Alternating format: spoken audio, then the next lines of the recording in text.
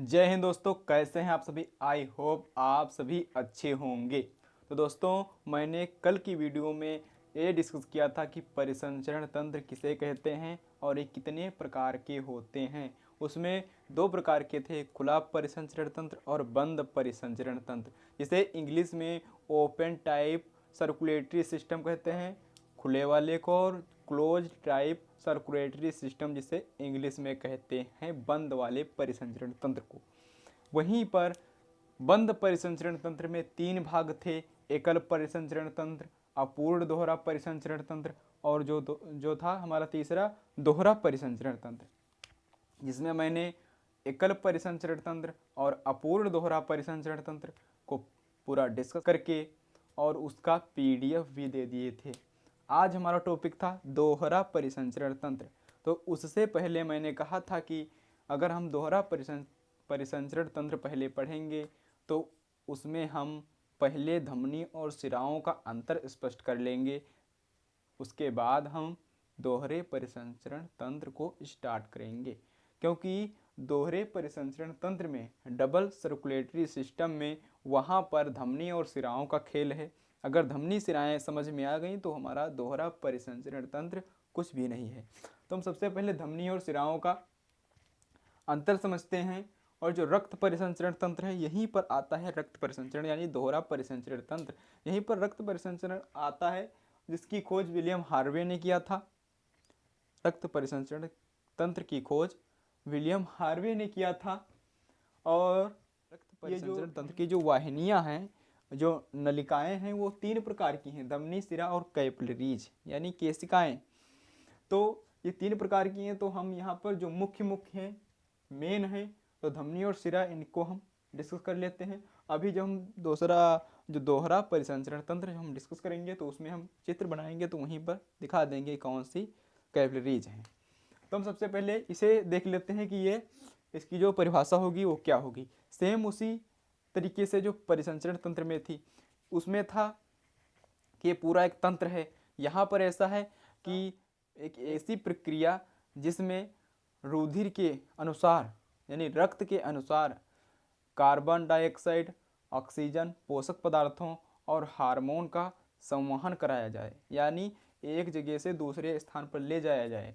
एक स्थान से दूसरे स्थान पर ले जाने को हम जो है रक्त परिसंचरण तंत्र कहते हैं। परिसंचरण तंत्र का मतलब ये था कि परिवहन यानी सभी चीज़ों का सैर कराना, सभी चीज़ों का जो हमारे अंदर जितने प्रकार के तत्व पाए जाते हैं ब्लड में, उन सभी का जो है सैर कराना, उन्हें यातायात कराना एक स्थान से दूसरे स्थान ले जाने के लिए। हम इसे अब देखते हैं कि धमनी और सिरा में अंतर क्या है। तो धमनियों में देखते हैं कि धमनियाँ हमारे शरीर की वो रक्त वाहिकाएँ हैं जो हृदय से शरीर की तरफ ब्लड को ले जाती हैं, हृदय से शरीर की तरफ रक्त को ले जाती हैं, उन्हें हम धमनियाँ कहते हैं।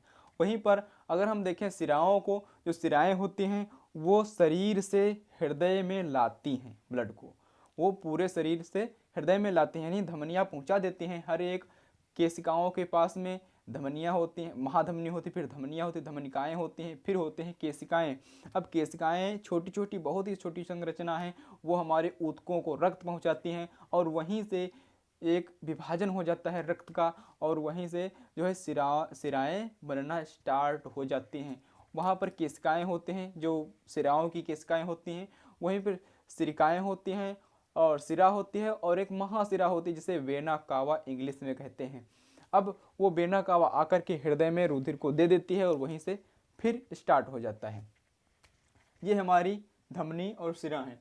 अब हम देखते हैं कि धमनियों में जब रुधिर हमारा एकदम पंप करता है, जब हृदय हमारा रुधिर को एकदम से पंप करता है, बहुत तेज़ी से पंप करता है और धमनियाओं में पंप करता है, तब उसमें एक प्रेशर होती है जिसे हम ब्लड प्रेशर कहते हैं। वो 120 mmHg होती है, जो यहाँ पर आप लिखा देख पा रहे हैं, जो होती है 120 mmHg। जो Hg होता है वो पारा होता है, वो जो Hg से दर्शाया जाता है, यानी मरकरी और पारा, जो काफ़ी डिफरेंट टाइप ऑफ है। तो हम यहीं पर इतना ही समझ लेते हैं।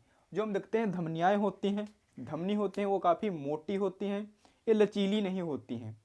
ये लचीली नहीं होती हैं। जब इसमें ब्लड किसी टाइम पर अगर ब्लड नहीं है धमनियों में, यानी हम अगर एकदम से रस्सी से एकदम हाथ को एकदम जकड़ के बांध दें, एकदम से बांध दें और हमारा हाथ एकदम से सुन्न हो जाएगा, तो यहाँ पर आप देख पा रहे हैं ये जो मोटी वाली अंदर हैं, जो मोटी जिसे नाड़ी कहते हैं, ये धमनियाएँ हैं, और जो ऊपर ये नीली नीली दिख रही हैं ये सिराएँ हैं। ये सिराएँ हैं, इनका कलर हल्का नीला होता है, बैंगनी होता है, यहाँ पर लिखा भी है। और जो धमनियाँ होती हैं ये चटक लाल होगा या गुलाबी रंग इनका होगा, ये काफ़ी गहराई में पाई जाएंगी और ये मजबूत होती है। आप ऐसे भी समझ सकते हो कि धमनियाँ जो है इसका पहला अक्षर क्या है, धा है। धा माने धनी। धनी लोग कैसे होते हैं, एकदम मोटे और दिखने में शुद्ध। मैं किसी की बुराई यहाँ पर नहीं कर रहा, सिर्फ आपको समझाने के लिए बोल रहा हूँ कि क्योंकि आप तभी समझने के लिए जाते हैं किसी शिक्षक के पास में, क्योंकि आपको जब समझ में नहीं आता। तो धमनियाओं को हम ऐसा समझ सकते हैं कि धा से धनी। धनी लोग कैसे होते हैं, काफ़ी मोटे और जो है शुद्ध दिखते हैं वहीं पर, और इसका उल्टा कर देंगे तो यहाँ पर ये सिराएं हो जाएंगी। यानी धमनियाँ मोटी होती हैं, ये लचीली नहीं होती हैं, एक कड़ी टाइप में होती हैं और इनका रंग लाल होता है और सिराओं का रंग नीला या बैंगनी होता है। अब हम यहाँ पर देखते हैं कि इसमें जो धमनियाओं में होता है वो शुद्ध रक्त बहता है। शुद्ध रक्त का मतलब एकदम सफ़ेद ऐसा कुछ नहीं, इसमें ऑक्सीजन होती है और उसमें ऑक्सीजन नहीं होती है, इसीलिए उसको विऑक्सीकृत यानी डीऑक्सीजनेटेड ब्लड, और इसमें कहते हैं ऑक्सीजनेटेड ब्लड होता है। यहीं पर सिराओं में अशुद्ध रक्त होता है, जिसे विऑक्सीकृत कहते हैं। अब एक यहाँ पर बताया जाता है कि अपवाद है, लेकिन ये बेसिकली अपवाद नहीं है। धमनियाओं का काम क्या होता है, धमनियाओं का काम ये होता है कि वो जो है रुधिर को हर एक अंग तक पहुँचाएँ, हृदय से रुधिर को हर एक अंग तक पहुँचाएँ। तो हमारा फेफड़ा क्या अंग नहीं है, फेफड़ा भी एक हमारे शरीर का अंग है। तो धमनियाँ क्या करती हैं, रुधिर को हृदय के उसके लंग्स के पास भेज देती हैं, यानी फेफड़ों के पास में भेज देती हैं। वहाँ पर रुधिर का जो शोषण होता है और वहीं पर कार्बन डाइऑक्साइड ले ली जाती है और ऑक्सीजन रुधिर को, ब्लड को दे दी जाती है। ये होता है, ये अपवाद नहीं है।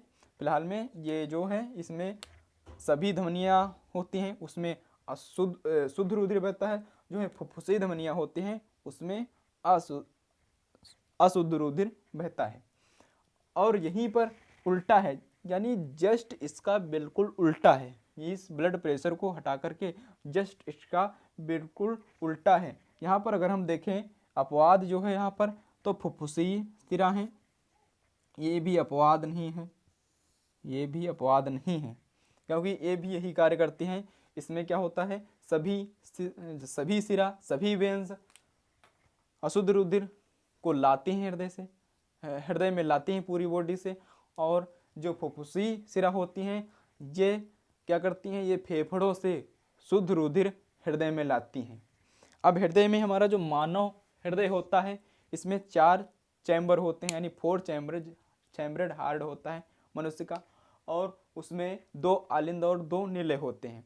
जो हमारा ये मान लो ये बायां है, बायां हाथ है, और यहाँ पर बायां अलिंद बायां निलय होगा, और ये हमारा दायां हाथ है तो दायां निलय और दायां अलिंद और दायां निलय होगा। तो हृदय की प्रक्रिया कैसे होती है, क्योंकि यहाँ पर जो सिरा हमारी आई महासिरा, वो कहाँ दिया ब्लड को, दाएं अलिंद में दिया। दाएं अलिंद से जाता है, कपाट लगा होता है हृदय में, जो निलय में जाता है। दाएं निलय में जाने के बाद में वो कहाँ चला जाता है, वो हमारे फेफड़ों में चला जाता है, लंग्स में चला जाता है। लंग्स में जाने के बाद वो कौन सी धमनियाँ होती है, किन धमनियों द्वारा जाता है, फुफ्फुसी धमनियों द्वारा।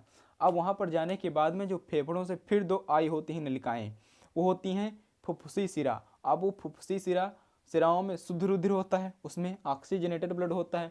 अब वो ब्लड आकर के हमारे बाएं अलिंद में प्रवेश करता है। बाएं अलिंद में प्रवेश करने के बाद उसमें कपाट लगा होता है। कपाट जब खुलता है, यानी कपाट एक ऐसा होता है, मान लो एक ऐसा कपाट होता है, यानी वॉल्व होता है, जो दरवाज़ा एक ही तरफ को खुले, एक तरफ को खुले। मान लो एक तरफ ऐसे खुल गया और ये नीचे गिर गया हमारा मार्कर, और फिर ऐसे आ गए। इस तरीके से वहाँ पर कपाट जो दरवाजे होते हैं। अब यहीं पर हम देखते हैं कि शुद्ध रुधिर और अशुद्ध रुधिर, यहीं पर देखते हैं धमनियाँ, जो धमनी सिरा, इसको भी डिस्कस कर लिए। अब जो है कपाट इसमें नहीं होते। अब इसे हम थोड़ा एक्सप्लेन करके देखते हैं। एक्सप्लेन करके ऐसे देखते हैं कि धा से धनी और धा से धमनी ये कैसी होती हैं, मोटी होती हैं, देखने में एकदम से फर्स्ट क्लास दिखेंगी, लाल एकदम से या फिर गुलाबी दिखेंगी, यही होती है पहचान। और यहाँ पर जो होती है दाब होती है, इसकी ब्लड प्रेशर होती है 120 mmHg होती है। और वहीं पर अगर हम सिराओं में देखें तो 80 mmHg होती है। यानी जब हमारा एकदम से ब्लड जो हमारा एकदम से ब्लड जाता है, हृदय के द्वारा पंप किया जाता है, एकदम से पंप किया जाता है। और पंप करने के बाद में आप ऐसा समझिए कि हम अगर किसी बॉल को दीवार पर मारें, अगर हम दीवार पर मारेंगे तो जिस प्रेशर से हम मारेंगे बॉल पर दीवार पर बॉल, तो वो उसी प्रेशर से वापस नहीं आएगा, क्योंकि उसका थोड़ा दाब घट जाएगा। तो यही सेम प्रक्रिया यहाँ पर होती है, क्योंकि धमनियों में एकदम से पंप किया जाता है, एकदम से हुमच के मार दिया जाता है ब्लड को, और वो धमनियों में जाता है। धमनियों में जाने के बाद में पूरे शरीर में फैलता है, और पूरे शरीर में फैलने के बाद में वो सिराओं के माध्यम से दाएं अलिंद में आता है। तो जब आता है तो उसकी कितनी होती है स्पीड, 80 mmHg होती है, और उससे 70 भी हो सकती है। जब घटने लगती है तो विशेष प्रकार के हमारे शरीर में जो है रोग होने लगते हैं। अब हम यहाँ ये देखते हैं कि 120 से 130 तक हो जाती है, और इसे सिंपल लिखा जाता है 120/80 इसे लिखा जाता है। और यहाँ पर हम देखते हैं, क्योंकि ये जो आप देखते हैं ना कि किसी फिल्म में जो हीरोइन लोग जो करती हैं, नौटंकी करते हैं, तो वहाँ पर कहेंगी थोड़ी सी भाई हुई लड़ाई तो कहेंगी हम अपनी नस काट लेंगे। और नस काटती कौन सी हैं, ये सिरा, क्योंकि सिराओं में धीरे से बहता है रक्त। अगर यहीं पर अगर सिरा वो धमनी को काट लें तो एकदम से मर जाएंगी वहीं पर। ये सिरा ऊपर से काट लिए, हम जो है एक काम करो, नहीं तो हम अपनी नस काट लेंगे। वहाँ पर नकल करते हैं, सिर्फ वो दिखाया जाता है, क्योंकि वो सिरा काटते हैं, वो धमनी नहीं काटते। अगर धमनी काट लें तो एकदम से पूरा ब्लड, कहीं पर आप जाते नहीं मार्केट में जो है मुर्गे वगैरह और जो बकरे वगैरह कटते हैं, तो सबसे पहले क्या करता है वो काटने वाला जो होता है, वो सबसे पहले गर्दन की ये जो है धमनियाँ काट देता है। अगर धमनियाँ ना काटे और ऐसे ही उन्हें छील दे, ऐसे उन्हें जो है पूरा सिस्टम कर दे, और ये धमनियाँ ना कटे तो बहुत ही तड़प तड़प कर वो जीव मरेगा। इसीलिए पहले उसकी धमनियाँ काट देते हैं और पूरा ब्लड निकल जाता है। जो हृदय जो पंप करता रहता है, लगभग 2 मिनट तक हृदय चलता रहता है मरने के बाद। जब हृदय चलता रहता है तो उसमें से ब्लड तो पंप होता रहेगा, क्योंकि हम देखते हैं ना कि गाँव वगैरह में जो सिंचाई होती है खेतों की, जो ट्यूबवेल होते हैं जिसमें इंजन रखा जाता है, और वो इंजन का क्या कार्य होता है, नीचे से पानी को ऊपर लाना और ऊपर जो है विभिन्न क्षेत्रों में जल को पहुंचा देना। वही यहाँ पर हृदय होता है कि वो पंप करता है नीचे से, और पंप करने के बाद में विभिन्न प्रकार की पाइपें होती हैं, यानी जो धमनियाँ होती हैं, और धमनियों में पंप कर देता है। धमनियाँ प्रत्येक अंग के पास ब्लड को पहुंचा देती हैं। यहीं पर यही इसका ही कार्य यही होता है। अब इसमें कपाट क्यों पाए जाते हैं, क्वेश्चन बोर्ड परीक्षा में पूछ भी लिया जाता है, क्योंकि ये सिराओं और धमनियाँ का बायोलॉजी में काफ़ी महत्व होता है, चाहे 10th हो, 11th हो या 12th हो। अब यहाँ पर पूछ लेता है कि जो सिराओं में होते हैं कपाट यानी वॉल्व क्यों पाए जाते हैं, इसका मुख्य कारण लिखे या टिप्पणी लिखे, कुछ भी पूछ सकता है आगे। तो यहाँ पर यह लिखना होगा, क्योंकि अगर धमनियों को हम देखें तो उसमें ब्लड प्रेशर इतनी तेज़ी से बहता है, क्योंकि वो ब्लड वापस उसी दिशा में आ ही नहीं सकता। उसे इतना हुमच के मार देता है हृदय हमारा हार्ट, तो वापस आएगा ही नहीं। अब यहाँ पर अगर देखें सिराओं में देखें तो सिराओं में थोड़ा धीरे ब्लड बहता है, तब उसमें वापस आने का थोड़ा चांस रहता है, क्योंकि वो वापस ना आ जाए। तब उसमें क्या कहता है भगवान ने क्या कर दिया, उसमें जगह जगह कपाट लगा दिए, अब आए वापस। अब कैसे आएगा, जब जगह जगह कपाट लगा दिए, यानी जैसे हमारा ये हमारा एक कपाट है इधर से, और इधर से ब्लड हमारा अंदर आया, और आने के बाद में ये क्या करेगा, ये नीचे को खुलेगा थोड़ा, ये नीचे के थोड़ा खुल गया और ब्लड हमारा निकल गया। अब ब्लड निकलने के बाद में फिर ही ऐसे ही जकड़ लेगा, ऐसे ही जकड़ लेगा, तो क्या है इधर से ये ब्लड जा पाएगा, नहीं जा पाएगा। अगर धमनियों में देखें तो इतनी रफ्तार में भेजता है इसे कि इसे दरवाज़ों की ज़रूरत ही नहीं पड़ती। एकदम से ट्रेन की पटरी, जैसे ट्रेन ना जाती है एकदम से, तो कहाँ वापस हो पाएगी, एकदम से ब्रेक भी लगेगा तो थोड़ा खिसल जाएगी। तो इसी प्रकार से इसमें होता है, क्योंकि धमनियों में इतना प्रेशर होता है, इतनी प्रेशर से हुमच के मार देता है हमारा हृदय हार्ट, तो वापस आ ही नहीं सकता। अगर वापस आ गया तो वहीं पर इंसान वो ख़त्म हो जाएगा। तो यही जो होता है, जो हार्ट अटैक होता है, यानी हार्ट अटैक में यही होता है। हार्ट अटैक में क्या होगा, या तो धमनियाँ फट जाएंगी और या तो ये ब्लड प्रेशर इसका कम होगा और वापस उसी दिशा में अगर ब्लड आ गया तो यहीं पर सारा खेल यहीं पर ख़त्म हो जाएगा। अब हमने ये तो देख लिया धमनी और सिरा का अंतर, जो हमारे डबल सर्कुलेटरी सिस्टम को पढ़ने के लिए अति आवश्यक था, तो मैंने इसे पहले ही डिस्कस कर लिया। अब हम पढ़ेंगे दोहरा परिसंचरण तंत्र, तो उसमें कोई परेशानी नहीं होगी, क्योंकि उसमें सारा खेल इसी का है, धमनी और सिरा का। अगर हम वहाँ पर कुछ बताते तो समझ नहीं आता कतई, क्योंकि वहाँ पर विभिन्न प्रकार की नलिकाएँ बनाना पड़ेंगे, और विभिन्न जब नलिकाएँ बनाएंगे तो वहाँ पर, क्योंकि इतना तो रियलिटी है नहीं कि हम इसी मार्कर से दिखा सकें कौन सी धमनी कौन सी सिरा। फिलहाल में हम थोड़ा कोशिश करेंगे, क्योंकि थोड़ा हम इसकी कलर की चेंजिंग कर देंगे, तो यहाँ पर धमनी और सिराओं का, क्योंकि यहाँ पर आप देख चुके हैं बैंगनी या नीली और यहाँ पर गुलाबी या लाल, तो हम जो धमनियाँ बनाएंगे तो इससे बनाएंगे, इस रेड कलर से, और जो हम ये बनाएंगे सिराएँ बनाएंगे तो हम या काले से बना देंगे या नीले से बना देंगे, तो आप समझ लेना वहाँ पर। तो आज के लिए बस इतना ही, मिलते हैं नेक्स्ट वीडियो में। अगर चैनल पर नए हैं तो चैनल को सब्सक्राइब कर दीजिए और लाइक कर दीजिए। तब तक के लिए जय हिंद, वंदे मातरम।